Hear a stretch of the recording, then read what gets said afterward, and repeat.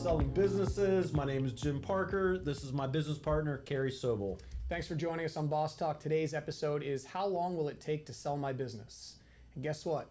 We don't have an answer for you. We don't have a crystal ball. Every deal has a different shape and a size and a twist and a turn.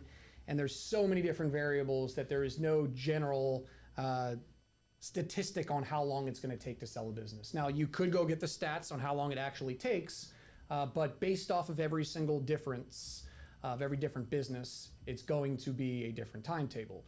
Today, we'll talk about some generally accepted timetables on how long it takes to do certain things. How we're able to get them sold quicker. And that's what I was just going to say. If you hire the professionals, you're going to sell it faster. But let's talk about how long it takes to sell a business. And prior to getting into how long it takes, let's talk about preparing it to sell. Yeah, right? Okay, so this is the one thing that a lot of business intermediaries out there, I know they take the business to the market a day or 2 or 3 days after they get the listing agreement signed by the seller.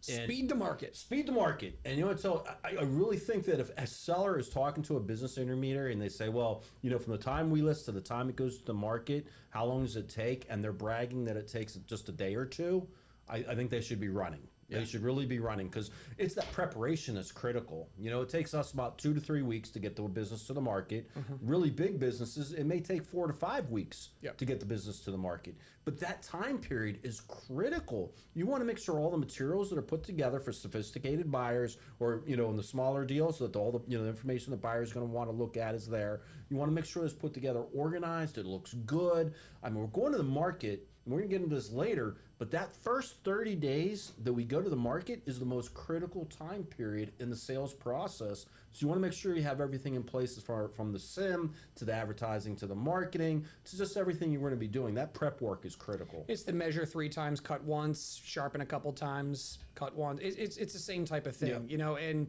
we do the work up front. And I actually always govern or warn my sellers. I say, I'm going to give you a lot of homework up front. And you're going to get frustrated of why we're not on market. But I promise you, the amount of time that we're going to save on the middle and back ends of this deal for the work that we're doing up front now will pay huge dividends. Save tons and tons of time down the road. You rush to the market. First of all, you list the business for sale. You take it to the market within a day or 2.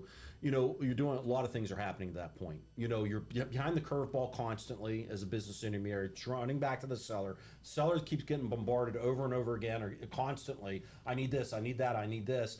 And that could all be done ahead of time. And now you're dealing with buyers that are interested in the business and you don't have the proper information to give them. You can't answer their questions appropriately. The buyers get frustrated because they've been down this path. They're down this path all the time. Most of the buyers that we talk to have been looking for a couple months to a couple years, and they're looking at it and they're going, they know this drill. Okay, this is another business that is not being handled correctly, and it kind of makes them to push off a little bit. Certainly. So, the work's done up front to prepare a business to bring it to market. And, like you said, I brought a business to market within a week. It's taken me 6 weeks. Sometimes you're waiting for interim financials. Sometimes you're waiting for, an asset that you need to put together in the package. But, having it ready during that period in time of the first 30 to 45 days is critical. So let's kind of go through like a full period on how long it takes to sell, right? Business owner decides that they might want to sell. There's a period of time there that we can't determine. Yeah, we can't control that. When a business owner says, yes, I want to sell, we're usually have already done a broker opinion of value at that point because we provided them a general idea on what it's going to take to sell their business. This could have been a week. This could have been a month. This could have been a year, right? Really, when they list with us is when we can actually start giving some general ideas on what we can control. So they list with us, they sign the paperwork, and now we start the process of putting the package together. We said 2 to 3 weeks, sometimes a week, sometimes 6 weeks. I would say on a business that is selling for an enterprise value of under $5 million, we're probably looking at 2 to 3 weeks to get everything put. You get into a business enterprise value of $10 million, $20 million, $50 million, we could be looking at 4 to 6 weeks to get all that information together. Yep. So now let's talk about bringing it to market. Okay. We've beat it like a dead horse on how we do it with some level of our secret sauce, but it's on the market. Let's talk about the 30 to 45 days of it going on the market. And this is the thing, the first 30 days, in our opinion, this is our strategy. the first 30 days that we have it on the market is the most critical period of time. You know, most buyers have been looking for a couple months to a couple years, like we already talked about. And when a business first hits the market, all the eyeballs of those business owners are on that business, and they're looking at it, and they're determining, is this another overpriced business? Is this a business is not being packaged properly? You know, is it just a bad business? Whatever it is, and they move on quickly because they get to the point where, yeah, they see a lot. I mean, 80 to 90% of the businesses for sale do not sell. There's a reason why 80 to 90% of the businesses for sale do not sell. And a slice of that is overpriced, not packaged properly, not being handled correctly, not using the right strategies. And, you know, the buyers look at it and they're like, and they just move on and they go to the next one. So, you know, when you take a business to the market that's priced reasonably, strong, good price for the seller, but it's realistic, and you're packaging it properly, using the right strategies, and you just got it set up for success, that first 30 days is the most critical. We want all those eyeballs on it. We want to be engaging with them. And then the next 30 days after that, we're still engaging with that first set of buyers, and we're moving them along, you know, to the point where we're, you know, answering miscellaneous questions, and, you know, then we're having conversations between the buyer and the seller. And we're also in that second 30 days still trying to get more buyers to the table. And I'd say pretty confidently, if you've done the things that you said in preparation, there's really no reason in that first 60-day period that you should not have some offers on the business. Yes. And the way I'm getting close to having offers. I was visualizing it in my head. It's like when a business hits the market, it's like a shark tank. Mm-hmm. And I could see, or a piranha tank, and you see all the sharks and piranhas at the top of the water, and you drop that business into it. They're going after it because these business buyers either have triggers set with technology that when a new business meets their criteria, comes for sale on one of the publicly listed websites or in the databases, to send them a trigger to go look at it, or they're in our database and getting a blast that a new business that fits their criteria, as soon as it hits, you know, comes within their vernacular, they're going right after that business and analyzing. They're targeting it. They're targeting it, and they're going after it absolutely quick. And you know, it's a shame because I know brokers out there and I know companies out there that have a mentality of, hey, you know, let's just take an example. This is just one of many examples, but you know, have a mentality of, you know, hey, you know, we'll list the business for sale, even if it is a very, very high price, and you know, we'll just keep beating the seller down on that price until it becomes a realistic price where they're going to start getting that activity. That is like one of the worst things that you can do, because you go to the market, let's say you use price for an example, go to the market at a price that it's not going to sell. The broker knows it's not going to sell. The seller's hoping it's going to sell for that much. And then the broker every month is calling them and going, yeah, we're not getting any activity. Lower it again. Next month, lower it again. Lower it again. 7 months go by. The business is now valued at, or now priced at what it could possibly sell at. But the problem is, a lot of the buyers, most of the buyers are like, that thing's been on the market for a long time. Mm-hmm.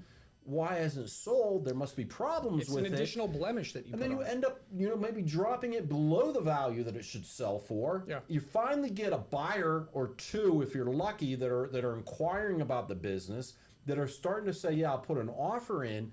But then as a seller, you have no negotiation power because that's the only one or two buyers you've had in 6 or 7 months.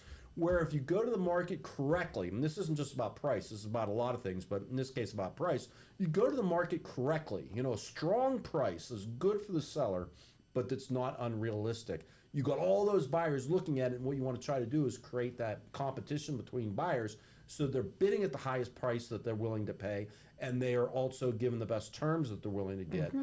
And you're holding the negotiation as the seller when you have multiple buyers, instead of 6 months later, you know, you got that one buyer and you need that buyer so bad, and that buyer's just moved on. Yeah.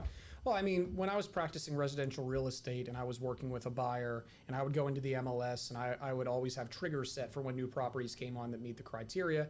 And I'd also do a search, and I'd see, you know, cumulative days on market. And if you see a piece of property, it's on the market for 100 plus days, well, what's wrong with it? Mm-hmm. 400 plus days, over a year, what's wrong with it? Yep. That's the question. So you see the same thing like you're demonstrating here, but it's like, I really don't ever think it's gonna be, this is a tough statement. It's almost never gonna be a buyer's market in selling businesses. I agree. Right? For good quality businesses. Because they're far and few between, and the ones that are good and priced well, they hit priced right, packaged properly, using proper strategies, just like you said, they come on the market, they're gonna get scooped up. So if you have that strategy of, let me get the highest value above and beyond what my broker says they think I can get, and you just keep chopping it down, look at it like a piece of rotting real estate on the market. That's what's going to happen. Yeah, you know what? And the thing is that, a lot of sellers are like, hey, we can test the market. We can always drop the price. We've already talked about dropping the price, and that philosophy's shot out of the water. But the market has already been tested. That is how we're valuing businesses. We're valuing the businesses off of other businesses in the same industry and at the same size, same size range. It's already been tested. And yes, we can bump it up a little bit, when we go to market. I'm not going to hide that from a buyer, because we are going to get so much activity in it that we do bump it up a little bit past what the most probable selling price is when we go to the market. But we're getting so much buyer interest that most of the time we are getting that marked up value, and sometimes we're getting over asking value. Now, obviously on the bigger, I just want to throw this in here. The bigger businesses, the businesses are going to sell for $4 or $5 million or more enterprise value. Typically, we take those to the market with no asking price. Correct. And you and I will have the conversations with the business owner and say, we think your business is going to sell between this and this. And just so we know those conversations, we're on the same page, but then we take it to the market with an undisclosed asking price. And that way we can get the best price possible, because they're, professional buyers are putting in. And I want to point out, you can't do that on the smaller businesses, because the smaller businesses are usually individuals that have been looking for a long time, a couple months to a couple years, but they've never bought a business, or maybe they bought one business in the past, and they can't wrap their head around the undisclosed asking price scenario. Or unprofessional buyers. So what we can do, and that's the only thing we can do in that situation, is put a price out there, create that activity, get that marked up price or a little bit over that marked up price, because we have so many buyers. But when you're talking about a business that is larger, that has an enterprise value $4 or $5 million or more, go to the market with an undisclosed buyer, undisclosed price, because we're dealing with professional buyers, family offices, private equity groups, industry players that are being aggressive with their expansion through acquisitions. Those buyers can wrap their head around the undisclosed asking price because they see it all the time. They're just going to ask us, are they realistic? We're going to say, well, what does what the seller want? And we say, we can't tell you that. Well, and then, but then they'll follow up with, are they realistic? And we say, they're realistic. We've talked about ranges, they're realistic, but we're getting so much activity. You and they'll see the numbers, and they can generally gauge what the business is going to be selling for, because they're professional buyers. They understand multipliers and so on and so forth. And to talk about the topic of how long is it going to take, I want to hit on some aspects of the purchase contract and general timetables that we put inside of purchase contracts or LOIs. But before that, I want to talk about the listing period. When I first started practicing, we talked about this before, so I'll be brief, but when I first started practicing business brokerage, I wouldn't take anything less than a 12-month listing agreement. Most intermediaries do not take less than 12 months. And we've been doing 6 months at this point because of the quality work that we put in on the front end of a transaction, that we believe at the end of 6 months, we should already have maybe not sold the business, but be so far down the road with a buyer, multiple buyers, et cetera, that we've proved ourselves to our seller that we've earned that 6 months, and should we need an extension of it, we would get it. But we think that the business sale process, and I'm going to go on camera saying this, the business sale process, you should be under contract to close on the business within 6 months of it being listed. Absolutely. I'm going to go one step further. I mean, what I try to do is, my listings are actually for 6 months and 3 weeks. 3 weeks is to prepare the business for the market. Then we take the business to the market. That first 30 days is the most critical. The second 30 days is also, the whole process is critical, but the first 30 days is critical in getting buyers. The second 30 days, we're still getting those, trying to get new buyers, but we're moving some of those buyers in the first 30 days to the next stage. My goal is to get the business under contract within 60 days. And that's happening 70% of the time. And then when it doesn't get under contract in that first 60 days, we are looking at, it happening within a month or so, a month or two, past that to get it under contract. And then, usually we're looking at a 90-day closing period. So really I look at a business and go, we should be getting it sold at the closing table within 6 months and 3 weeks. Awesome. is the goal. So there's some timetables for the audience, and we'll talk some timetables relative to a purchase contract. So, there's real estate rules such as put a business under contract. You have X amount of time to deliver escrow. There's timetables for due diligence. You can see due diligence from as short as 30 days to 3, 4, 5 months, right? It really depends on the complexity and the size of the deal. And we provided that disclaimer in the beginning of this that there are so many different things in each deal that could change the general timetables, but maybe we'll just talk about what happens most in our experience. I typically see a 45, 60-day due diligence period. What about you? Yes, I mean, it depends on the size of the deal. Yeah. The due diligence. Now we're talking, we're not talking about $100,000 or $200,000 business. We don't work on deals that size. Yeah. Those type of deals, I think they're 10 or 14 days of due diligence. But on the deals that we work on, they could be anywhere from 30 days to 60 days. And, there's flexibility in there, and that's part of negotiating a letter of intent. And I think a lot of that goes back to what type of buyer is it, and what are we looking at? If it's an individual buyer that's buying the business, and the time period, but we'll go back to that, 30 days for an individual buyer, for them to go through the due diligence period. If we're dealing with a situation where we're working with a private equity group that's buying a, $6, $7, $8, $10 million company, the due diligence, you're probably looking at maybe 60 days, a little bit longer, because they are going to be required within their own house to do things like quality of earning reports. They're going to have different divisions looking at things. So it kind of just slows down the whole process. Mm-hmm. So maybe a 60-day window for that. And then financing, there's typically 2 line items in a standard asset purchase agreement, or at least the one we use, which is amount of time for buyer to make application for a loan. Oh, for an SBA loan? For an SBA loan or commercial loan, and the amount of time to get approval on that loan, right? Yep. So, applications usually 14 to 21 days, 2 to 3 weeks, and then financing approval. This one's interesting. This is a really interesting topic because we know that SBA takes a long time. I'm on a deal right now where it is, we've been under contract with application into SBA. We're going on 6 months. Wow, that's a long time. Now there were some issues on it, but typically we will set the expectations of 90 days. Would you agree with that? For SBA loans, typically 90 days. It can be done quicker than that. You could do as little as 60 days, but that's if everything is running perfect. And what I mean by running perfect is the anything that let's look from the seller's perspective, anything that the buyer's asking for or the SBA lender's asking for, the seller is moving immediately. If we're dealing with a landlord, the landlord's moving immediately. If you're dealing with a franchisor, the franchisor is moving immediately. I'm talking about you're getting stuff within a day, But in reality, the business owner's trying to run the business. And if we're talking about an individual buying the business with an SBA loan, a lot of times the buyer's still got a job. So it might take the buyer a couple days to get this information to the SBA lender, and it takes the seller a couple days to get this information that somebody's requesting, or the landlord, it takes a little bit for the landlord. And all those couple days here and there really adds up. And I explain that to the all parties up front. Hey, we got to move as quickly as we possibly can, but keeping in mind that it's got to be realistic. Everybody's got, buyer's got a job, the seller's running a company. It might take a couple days, but just remember, all those couple days add up. So even though it could probably be done in 60 days if everything ran perfect, I think 90 days is more realistic. More realistic.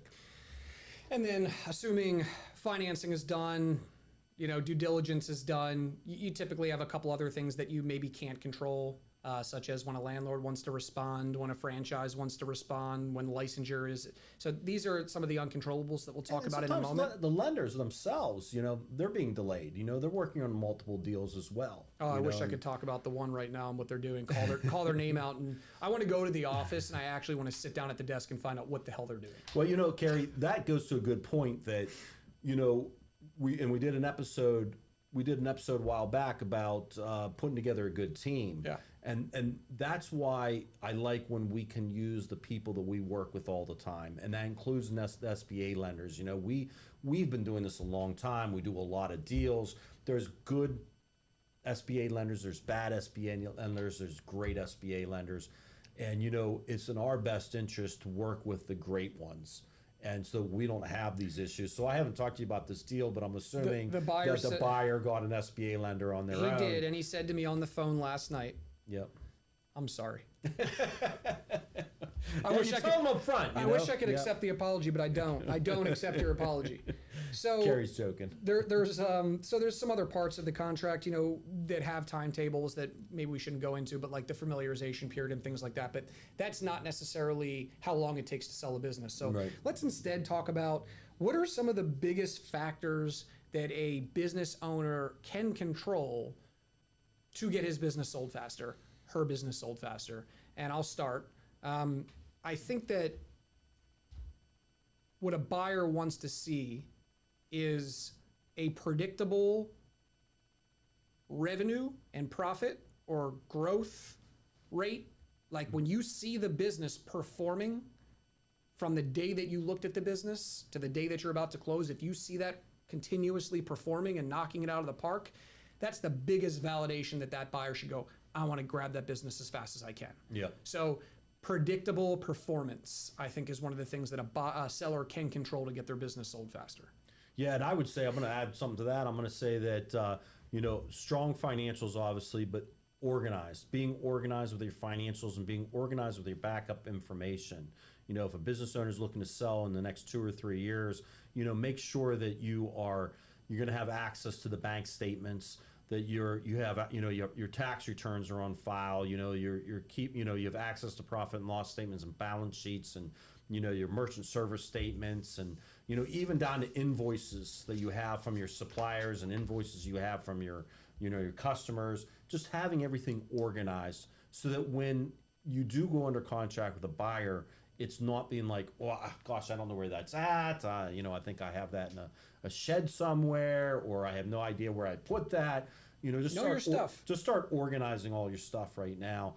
And I would say, I just want to repeat what I said before is, a big determinant too is that when we get it under contract, that you try to move quickly. I know you're trying to, as a business owner, you're trying to run a business, and that should be your main focus because it's important we keep those numbers up. Very, very important.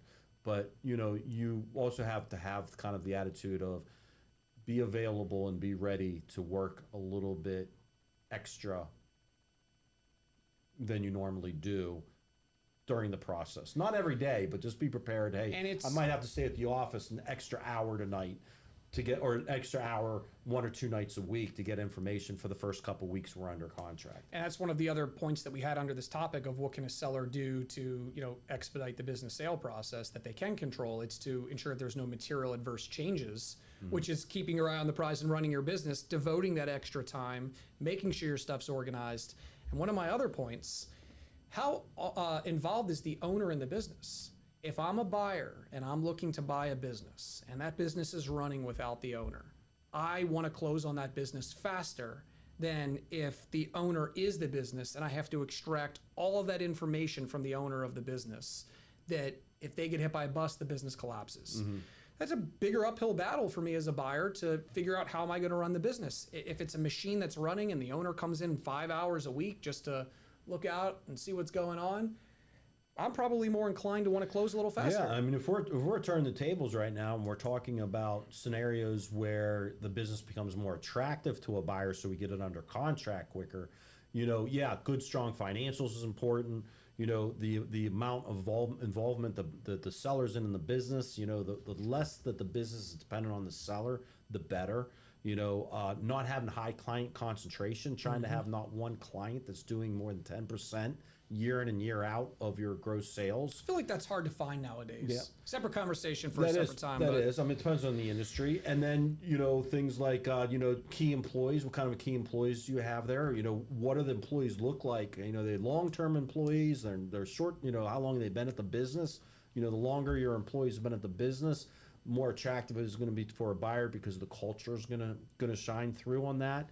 And the ages of the employees. I hate to say it, if you've been in business for 40 years and all of your employees are in their 60s, that kind of makes a buyer take a step back, going, okay, when are all these people going to retire? Yeah. And when am I going to be losing this workforce? Am I going to be losing 80% of this workforce over the next 2 years? I mean, there's a lot of different scenarios that we can talk about, and that's what we do in assessment calls with the sellers. We kind of ask them a bunch of questions. All legal things cleaned up? Do we have any problem with legal issues? Are we looking at worker comp issues?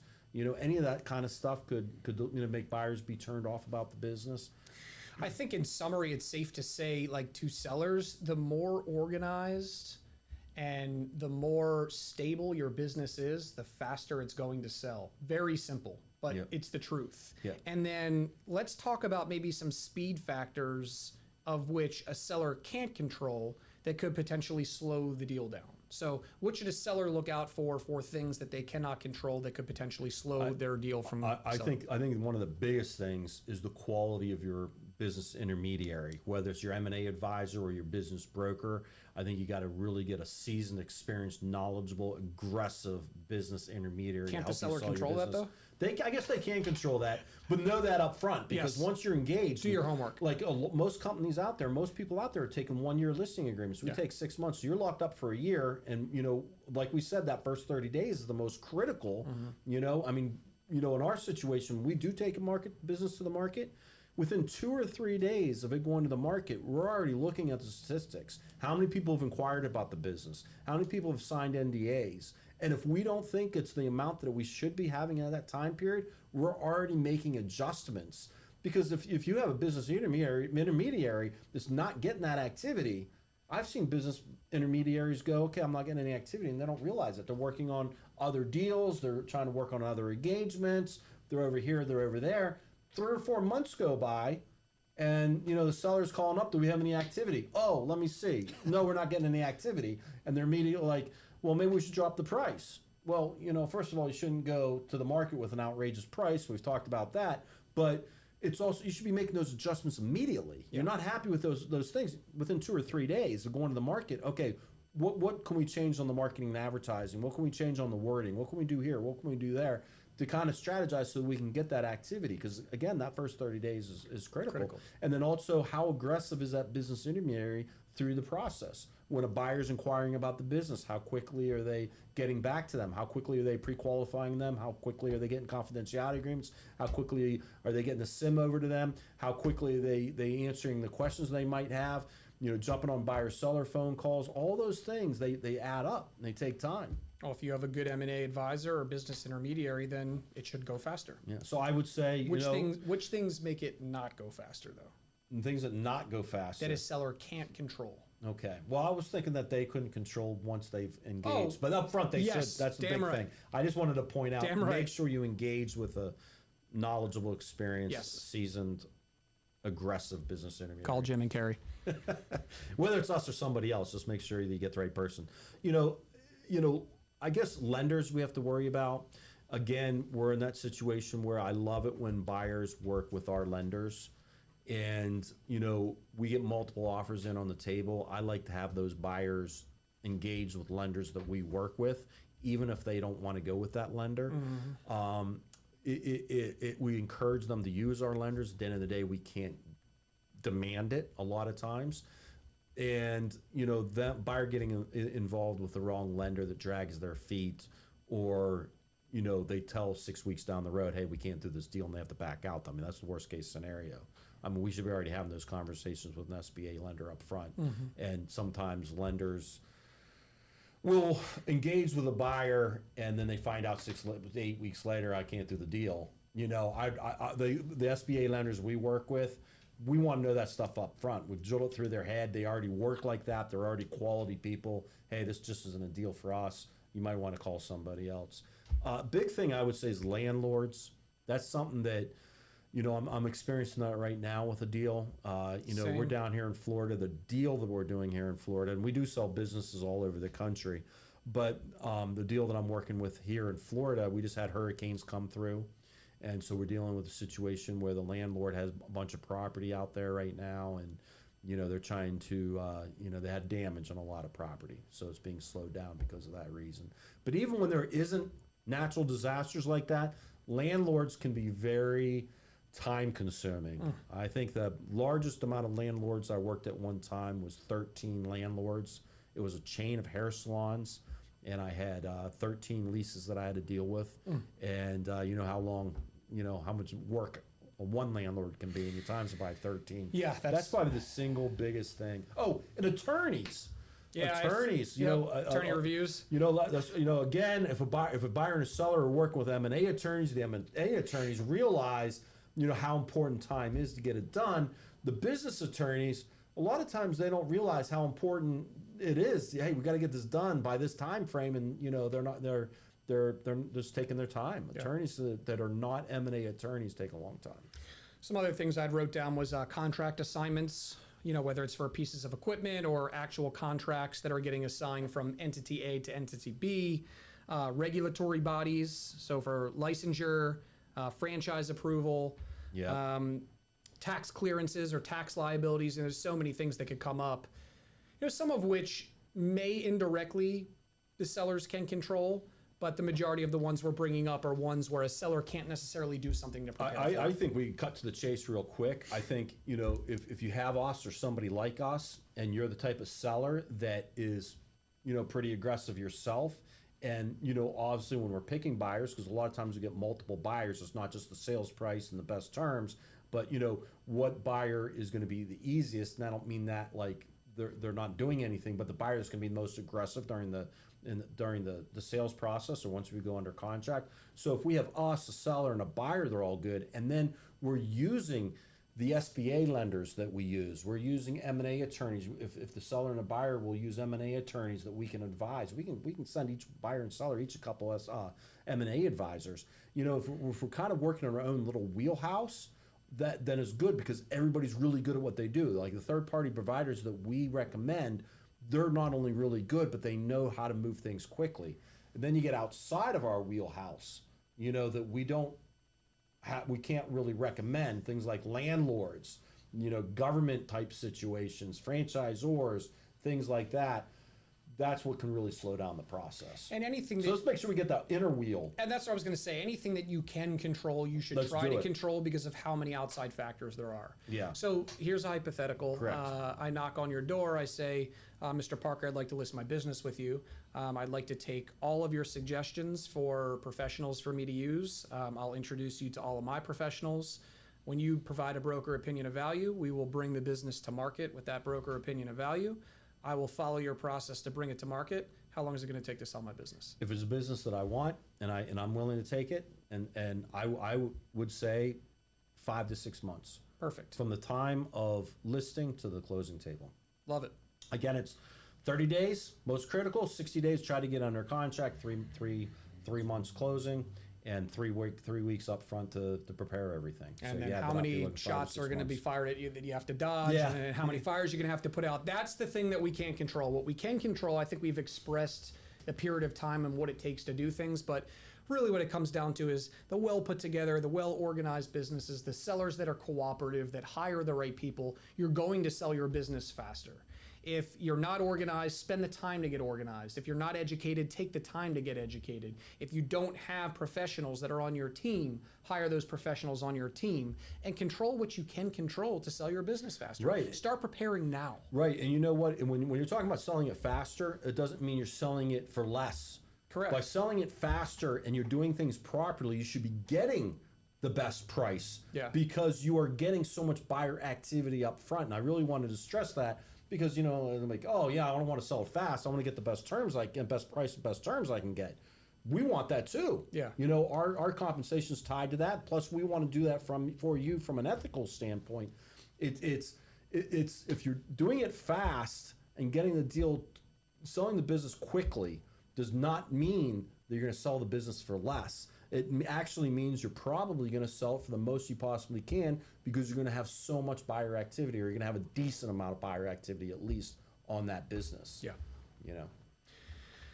Jim, do we have anything else on how long will it take to sell my business? Is there anything that we left out that we think would be valuable to an audience that probably said, okay, I'm considering selling my business. How long is this thing going to take? I think one last thought I want to leave with the audience is this, that if you are thinking about selling your business, And if you're going to sell your businesses in a couple of years, reach out to us or somebody like us. Let us do an assessment call, see where your business stands. We can talk about all the things that buyers look at and think, oh, that's an issue that's kind of a ding on the business. So we can clean up as much of that or all of it that we possibly can. And if there is something negative or bad about the business, there's a skeleton in the closet, that's something you should be talking to us up front about. 50% of the deals that go under contract fall apart before they get to the closing table. I preach this all the time. I think that when a buyer is, I don't sell houses, but we all know this, when a buyer is buying a house, or if you have ever bought a house, you could care less who the seller was. Yeah. You just want the house. You want to buy a car, you don't care. You just want to buy the car. When somebody's buying a business, they've got to like and trust you. And if they find out a skeleton or an ugly, whatever you want to call it, once we go under contract, they're going to lose that trust in you as a seller, and it jeopardizes the deal. Yeah. And plus, we don't want to be scrambling. Our whole job as business brokers is to help you. We're looking at all the obstacles that are going to prevent us from getting to the closing table, and looking at it and going, how can we get through those obstacles, and know that up front. It's kind of like playing chess. You sit down in chess. I'm not a very good chess player. I don't play chess. But if I did play chess, I would make a move. I'd wait for you to make your move, and then I'd make my move. And I would always make my move after you make your move. Whereas a good chess player has already got a plan. They're thinking about their moves way, way in advance. That's what we want to do when we're selling a business, is think about those moves way in advance, not the detriment to the buyer, but just so that we know, hey, these are the obstacles that are out there, and we need to overcome those obstacles, and then we're disclosing those obstacles to a buyer at the appropriate time. Fair enough. Okay. Awesome. Thank you for joining us for today's episode of Boss Talk. We'll see you next time.